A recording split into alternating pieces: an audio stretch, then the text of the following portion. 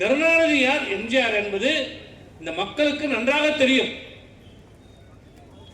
இன்னைக்கு யார் வந்தாலும் என்ன சொல்றாங்க, நேற்று கட்சி ஆரம்பிச்சவங்களும் சரி, இன்னைக்கு கட்சி ஆரம்பிக்கிறவங்களும் சரி, நாளைக்கு யாராவது கட்சி ஆரம்பிக்கிறோம் என்ன சொல்றாங்க, எம்ஜிஆரை போல நாங்கள் ஆட்சி தருவோம், எம்ஜிஆரை போன்று நாங்கள் ஆட்சி நடத்துவோம், ஏழை மக்களுக்கான திட்டங்களை எம்ஜிஆரை போல நிறைவேற்றுவோம் என்று சொல்றாங்க.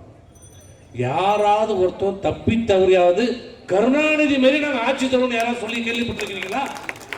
ஏழை எளிய மக்களை அன்றைக்கு வாக்குகளை பெறுவதற்காக கொடுத்த வாக்குறுதி நிறைவேற்றப்பட்டிருக்கிறதா கேட்டா சொல்லுவார் 95%, 85%. அது என்ன 95, 85? நீ கொடுத்த வாக்குறுதி 525. அந்த 525 தெளிவா சொல்லு. 500 வாக்குறுதி நிறைவேற்றிட்ட, 400 வாக்குறுதி நிறைவேற்றிட்ட, தெளிவா சொல்லு. அது என்ன பர்சன்டேஜ்? உனக்கு தான் 2500 பிளஸ் 1500 5000 சொல்ற ஆளு.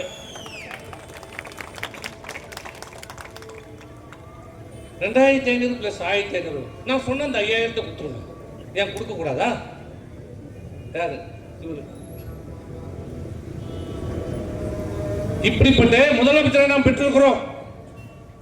இந்த 3 ஆண்டு காலத்திலே என்ன செய்திருக்கிறார்கள் தயவு செய்து சிந்தித்து பார்க்கணும். விக்கிரவாண்டியிலே 5 வயது சிறுமி பள்ளியிலே அந்த செப்டி டேங்க்ல விழுந்து இறந்ததாக சொல்லுகிறார்கள். இப்போது சந்தேகம் கிளப்புகிறார்கள். நான் என்ன கேட்கிறேன், அந்த பள்ளி முழுக்க முழுக்க மிகப்பெரிய பள்ளி, நல்லா கட்டியிருக்கிறாங்க, எல்லாம் நல்லா கான்கிரீட்டா கட்டியிருக்காங்க. ஆனால் செப்டிக் டேங்க் மட்டும் தகுடு போட்டு மூடியிருக்காங்களா?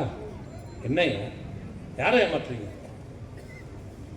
வேக வேகமாக அந்த வழக்கு முடிக்கப்படுகிறது. பொதுவா ஒரு பிட் பாக்கெட் அடிக்கிறவங்க வந்து 75 கேஸ்ல இருந்து 302 கொலை வழக்கில் இருந்து கைது பண்ணா நீதிபதி கொண்டு போய் அரெஸ்ட் காட்டினாங்கன்னா 14 நாள் பண்ணுவாங்க. இதுதான் நான் 35 வருஷம் ஆச்சு நான் வக்கீல் தொழிலுக்கு வந்து 35 வருஷம் ஆச்சு. நான் கேள்விப்பட்டு இதுவரை ஒரு கைதியை ரிமாண்ட் பண்ணாங்கன்னா 14 நாள் கொடுப்பாங்க.